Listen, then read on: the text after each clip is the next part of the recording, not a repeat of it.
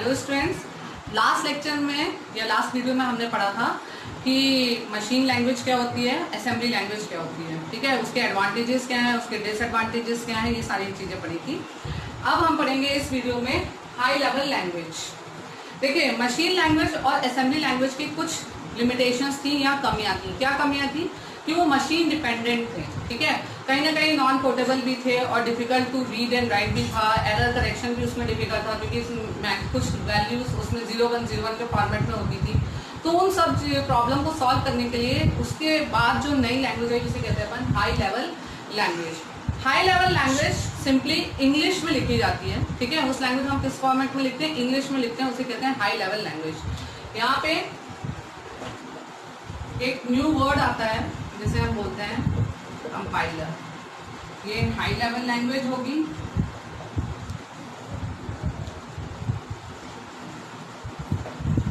High level language से फिर ये लैंग्वेज किसमें कन्वर्ट होगी, मशीन लैंग्वेज में।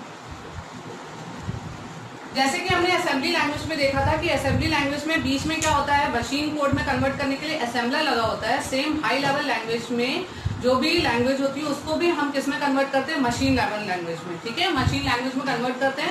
उस मशीन लैंग्वेज में कन्वर्ट करने के लिए यहाँ पे हमको किसकी जरूरत पड़ती है, कंपाइलर की जरूरत पड़ती है। किसकी रिक्वायरमेंट होती है, कंपाइलर। ठीक है, ये भी सेम वैसे ही एग्जैक्टली वैसे ही काम करता है जैसे कि असेंबलर काम करता है। मतलब it translates high level language into machine language. ये क्या करता है, हाई लेवल लैंग्वेज को मशीन लैंग्वेज में कन्वर्ट कर देता है। अब हाई लेवल लैंग्वेज के एग्जांपल क्या है, सी हो गया, C++ हो गया, जावा हो गया। ठीक है, और भी कई सारी हैं। पुरानी लैंग्वेज की हम बात करें तो फोर्ट्रान हो गया। इस टाइप की कुछ लैंग्वेजेस हैं, इनको अपन क्या कहते हैं, हाई लेवल लैंग्वेजेस कहते हैं। हर लैंग्वेज का अपना अलग अलग कंपाइलर होता है। ठीक है, जितनी भी लैंग्वेजेस होंगी, जैसे सी है, सी का कंपाइलर अलग होंगे। सी के भी कई सारे अलग अलग कंपाइलर होते हैं, जैसे आंसी सी, टर्बो सी, ये कंपाइलर्स के नेम है। वैसे C++ हो गया, उनके कंपाइलर अलग अलग होंगे। ठीक है, अब ये आप पे डिपेंड करता है कि आप कौन से कंपाइलर में काम कर रहे हैं। ये अलग अलग चॉइस होती है। ऐसे ही जावा का कंपाइलर होगा। ठीक है, सबके क्या होते हैं, अलग अलग कंपाइलर्स होते हैं और उन कंपाइलर्स में काम करने का काम होता है हमारा। ठीक है, तो ये क्या कहला गया आपकी high level language. High level language क्या होता है, ह्यूमन रीडेबल फॉर्म में होता है, जिसको हम रीड कर सकते हैं, हम समझ सकते हैं।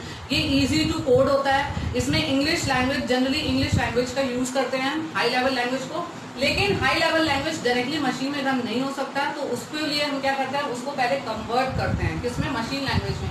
तो मशीन लैंग्वेज में कन्वर्ट करने के लिए हम किसका यूज करते हैं, कंपाइलर का। कंपाइलर क्या करता है, हाई लेवल लैंग्वेज जैसे मान लीजिए आपने लिखा प्रिंट एफ, तो प्रिंट एफ क्या है, हाई लेवल लैंग्वेज का एक क्या है आपका कीवर्ड हो गया। इस कीवर्ड को किसमें कन्वर्ट कर देंगे, मशीन लैंग्वेज में 0101 फॉर्मेट में। इस फॉर्मेट में कन्वर्ट करने का काम किसका है, कंपाइलर का। कंपाइलर का काम होता है इसको मशीन लैंग्वेज में कन्वर्ट करने का। हर लैंग्वेज के कंपाइलर्स क्या होंगे आपके, डिफरेंट होते हैं। देखिए, एक डायग्राम से हम समझते हैं। सपोज हमने एक लैंग्वेज ली सी। ठीक है, सी लैंग्वेज है, उसमें हमने एक प्रोग्राम बनाया P1 नाम का। अब वो P1 नाम का प्रोग्राम को हम एक सिस्टम ए में चला रहे हैं और एक सिस्टम बी में एग्जीक्यूट कर रहे हैं। सिस्टम ए में जब हम उसको एग्जीक्यूट कर रहे हैं तो उसका क्या जनरेट होगा, एक मशीन कोड जनरेट होगा और फिर उससे क्या निकलेगा, आउटपुट जनरेट होगा। ठीक है, सेम कंप्यूटर जो कंपाइलर बी होगा। ठीक है, कंपाइलर B1 के लिए, बी सिस्टम के लिए भी वही कंपाइलर होगा।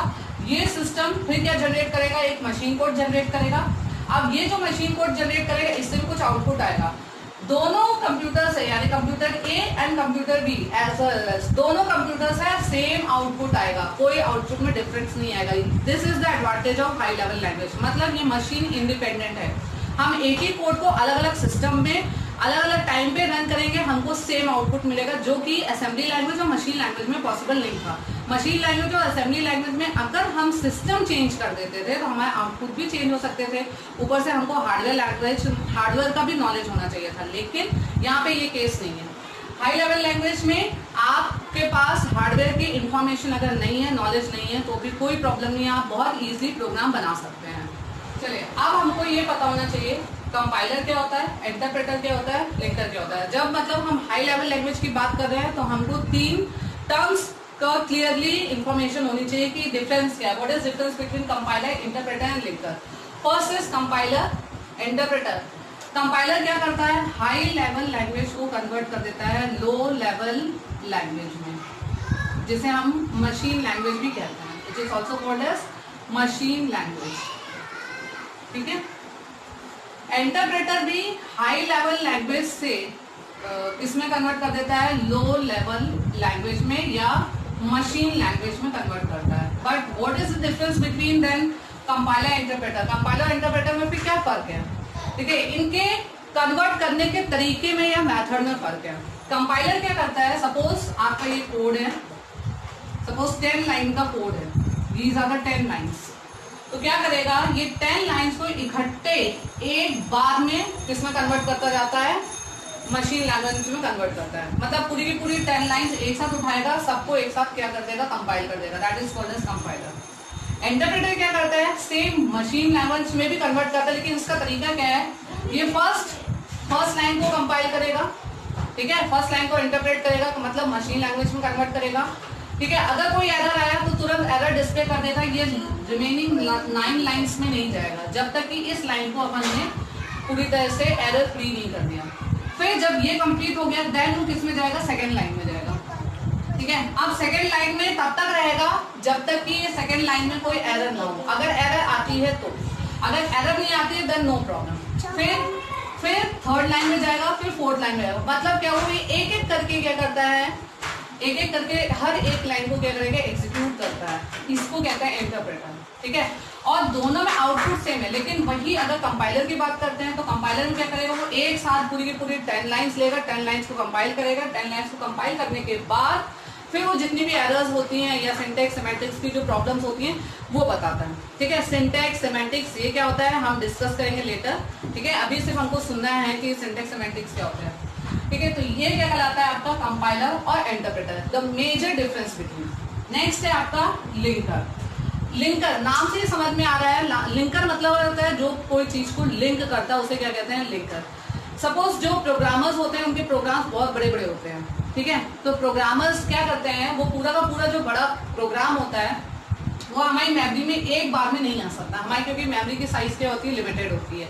तो हम क्या करेंगे, उस प्रोग्राम को छोटे छोटे पार्ट्स में या मॉड्यूल्स में डिवाइड कर देते हैं। उस मॉड्यूल से हर एक प्रोग्राम के बाद उसको लिंक करने का काम किसका काम होता है, लिंकर का। एक तो ये हो गया। दूसरा, कई बार सी की या हर प्रोग्रामिंग लैंग्वेज की अपनी लाइब्रेरी होती है। क्या होती है, लाइब्रेरी। जैसे आप लोगों की बुक्स की लाइब्रेरी होती है, हमारे पास बुक्स लाइब्रेरी में क्या होती है, बुक्स होती हैं, बुक्स में अलग अलग इंफॉर्मेशन होती है। फिर उस लाइब्रेरी से हम क्या करते हैं, बुक्स जाके लेके आते हैं। सेम यहाँ पे भी कुछ प्री डिफाइंड फंक्शंस होते हैं जो हर प्रोग्रामिंग लैंग्वेज में होते हैं। अगर वो फंक्शंस होते हैं तो हम उन फंक्शंस को क्या कर सकते हैं, एग्जीक्यूट या एक्सट्रैक्ट कर सकते हैं। तो वो कैसे एक्सट्रैक्ट करते हैं, वो लिंकर का काम होता है। ठीक है, जैसे मान लीजिए सी में एक वर्ड यूज होता है प्रिंट एफ, ये एक फंक्शन है। अब इस प्रिंटफ का क्या मीनिंग है, ये सी तो नहीं जानता। ठीक है, तो कंपाइलर को बताना पड़ेगा कि प्रिंटफ का मीनिंग क्या है। तो कैसे पता चलेगा कंपाइलर को, ये काम करता है लिंकर। लिंकर क्या करेगा, लाइब्रेरी से सी की तो जो लाइब्रेरी है उस लाइब्रेरी से क्या कर देता है, लिंक कर देता है और जिसकी हमको डेफिनेशन मिल जाती है। ठीक है, इसको कहता है लिंकर। तो ये हो गया आपका कंपाइलर, इंटरप्रेटर और लिंकर। तो मेजर डिफरेंस क्या हो गया, कंपाइलर मतलब high level language to low level language, but क्या करते हैं हम पूरे कोड को एक साथ हाई से लो लेवल लैंग्वेज में कन्वर्ट करते हैं। Second, interpreter. इंटरप्रेटर भी क्या करता है, high level language to low level language convert करता है, बट यहाँ पे क्या करते हैं हम एक एक लाइन, मतलब लाइन बाय लाइन एग्जीक्यूट होता है और लो लेवल लैंग्वेज ये मशीन लेवल लैंग्वेज में कन्वर्ट होता है। नेक्स्ट है लिंकर। लिंकर क्या करता है, लिंकर का काम होता है लाइब्रेरी से लिंक करने का। सिंपल वर्ड्स में हम देखा जाए तो लाइब्रेरी से लिंक करने का। ये आपको और अच्छे से समझ में आएगा जब हम प्रोग्राम पढ़ेंगे, तो वहां पे लिंकर का रोल आपको और क्लियरली समझ में आएगा। चलिए नेक्स्ट, इसमें है advantages of high level language. High level language के एडवांटेजेस क्या है, पहला machine independent, second easier to learn, third fewer errors, next lower program preparation and easier to maintain. First है मशीन इंडिपेंडेंट। मशीन इंडिपेंडेंट का मतलब यह है कि अब यहाँ पे हमको कोई प्रॉब्लम नहीं है, आप मशीन ए यानी computer system A B C कोई भी सिस्टम में आप प्रोग्राम रन कर सकते हैं, आपका आउटपुट सेम आएगा, डिफरेंट आउटपुट नहीं आएगा। नेक्स्ट है इजियर टू लर्न। ये इजी है क्योंकि यहाँ पे हमारे पास इंग्लिश के वर्ड्स होते हैं। ठीक है, उन वर्ड्स को समझना पढ़ना हमारे लिए आसान होता है इन कंपेरिजन टू 0101। ठीक है, इनको याद रखना बहुत डिफिकल्ट है, लेकिन इंग्लिश के जो वर्ड्स होते हैं हम उनको इजीली याद रख सकते हैं, इसलिए इसको इजी टू लर्न है। फ्यूअर एरर्स, इसमें मशीन लैंग्वेज और असेंबली लैंग्वेज के कंपैरिजन में एरर कम होती है। ठीक है, और इन एरर को हम इजी डीबग कर सकते हैं। डीबग का मतलब होता है एरर को फाइंड आउट करके हटा देना। ठीक है, नेक्स्ट लोअर प्रोग्राम प्रिपरेशन। अब प्रोग्राम जो है, प्रोग्राम को बनाने से पहले हमें बहुत ज़्यादा कुछ सोचना नहीं पड़ता, ना हमें हार्डवेयर के बारे में सोचना है, जबकि मशीन लैंग्वेज और असेंबली लैंग्वेज में हमें हार्डवेयर कौन सा है ये सारी चीज़ें भी मेंटेन करनी पड़ती थी, पंच कार्ड में प्रोग्राम डालना होता था, ये सारी प्रॉब्लम थी। यहाँ पे ये कुछ नहीं, आप सीधे जाइए अपने सिस्टम में प्रोग्राम टाइप करना स्टार्ट कर दीजिए। ईजियर टू मेंटेन, ये ईजी टू मेंटेन है। क्यों मेंटेन है? क्योंकि यहाँ पे हमको बहुत ज़्यादा कोई हार्डवेयर मेंटेन नहीं करना है, सॉफ्टवेयर ज़्यादा कुछ चेक नहीं करना है, मेमोरी का भी कोई बहुत ज़्यादा प्रॉब्लम नहीं होता है, सिंपल लो मेमोरी में भी ये प्रोग्राम्स चल जाते हैं सिस्टम में। ठीक है, तो ये हो गए आपके advantages of high level language.